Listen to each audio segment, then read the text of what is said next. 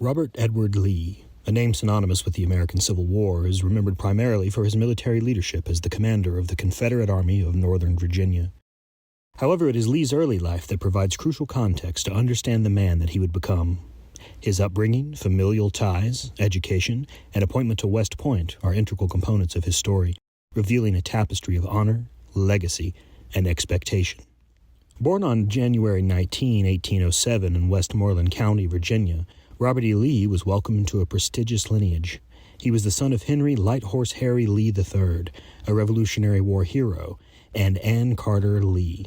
Henry Lee was a well-known man across the young American nation for his formation and leadership of a mixed corps of cavalry and infantry, famously known as Lee's Legion during the Revolution. His nickname, Light Horse Harry, was born out of the swift and audacious tactics he employed with his cavalry, characterized by rapid movements, surprise attacks, and a keen understanding of both the strength of his forces and the vulnerabilities of his adversaries. One of Henry Lee's most lauded exploits was at the Battle of Paulus Hook, New Jersey in 1779. Here, employing guile and audacity, he led a nighttime assault on a British fortification, taking the enemy by surprise and securing a significant victory with minimal casualties. In the southern theater of the war, Lee's Legion again proved instrumental. At the Battle of Guilford Courthouse in North Carolina, Lee's astute cavalry maneuvers significantly harassed and weakened the British forces. Though the battle was technically a British victory, the heavy toll it enacted on their troops made it a strategic win for the colonial forces. But after America won its independence from Britain, despite his military successes, Henry Lee struggled in his post-war years with financial difficulties and personal controversy. This eventually led him to serve a prison term for unpaid debts and, later, to leave his family for the West Indies, hoping for a recovery in health and fortune. His absence and subsequent death in 1818 impacted the young Robert, who was just 11 at the time. Ann Lee, of the prominent Virginia Carter family, became the dominant influence on Robert's childhood. Due to Henry's absences and the family's financial hardships, she moved the family to various relatives' homes before finally settling in Alexandria, Virginia. It was here, amongst these challenges, that Robert learned the values of diligence, honor, and duty, primarily from his mother. She instilled in her children the importance of Christian faith, and Robert would carry this devout Episcopalian faith throughout his life.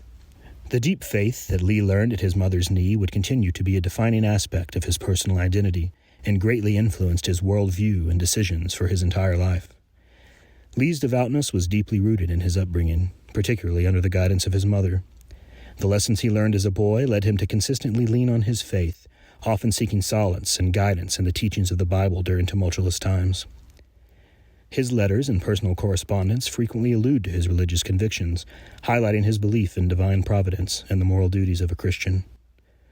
Whether grappling with the immense responsibilities of leadership or facing personal challenges, Lee's Christian faith remained an unwavering beacon, providing him with strength and a moral compass during his long and eventful life. Robert was born the fifth child among the Lee siblings. He had three older brothers, Henry, Charles, and Sidney, and two younger sisters, Anne and Mildred.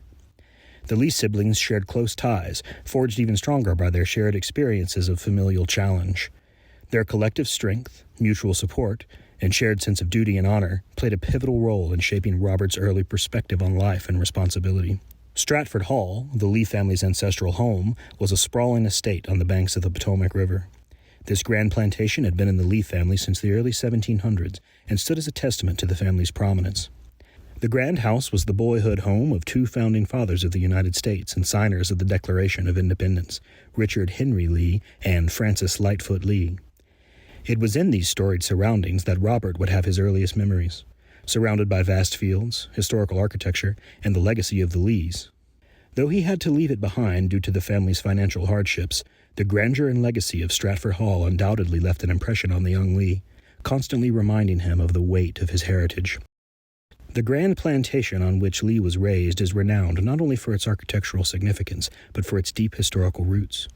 Spread over thousands of acres, Stratford Hall's grandeur is highlighted by its great house. It's surrounded by gardens, outbuildings, and diverse landscapes. The legacy and prominence of the Lee family are ever present in the hallways and rooms of Stratford Hall still today, encapsulating centuries of history and serving as a reminder of the profound heritage of one of Virginia's most distinguished families. In his formative years, Lee's education was sporadic. He attended Eastern View, a school for young gentlemen in Fauquier County, Virginia, and then Alexandria Academy.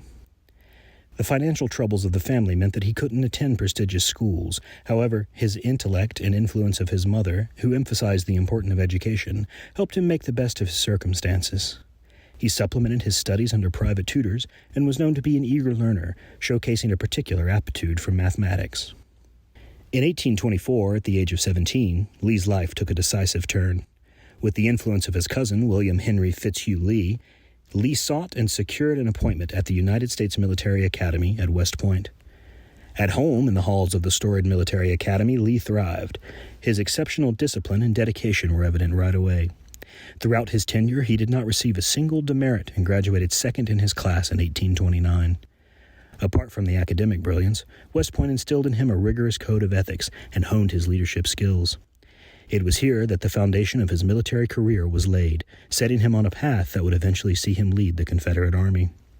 Lee's tenure as a cadet at the United States Military Academy at West Point was marked by exemplary discipline, intellectual rigor, and leadership potential. Beyond his scholastic achievements, he distinguished himself with impeccable conduct. This flawless record showcased Lee's dedication to duty and his unwavering commitment to the values of honor and discipline, characteristics that would come to define his military career.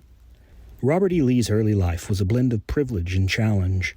Though he was born into one of Virginia's most distinguished families, he faced trials that many of his ancestors had not.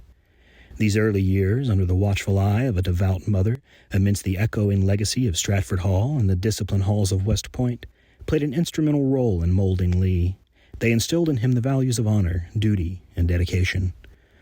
A study of Robert E. Lee's early life sets the stage for understanding how the great general's formative years were crucial to comprehending the complexities of the man who would go on to become a central figure in American history. Thank you for watching this episode of Powderhorn History. If you like this video, please consider subscribing and hitting the like button. Thank you.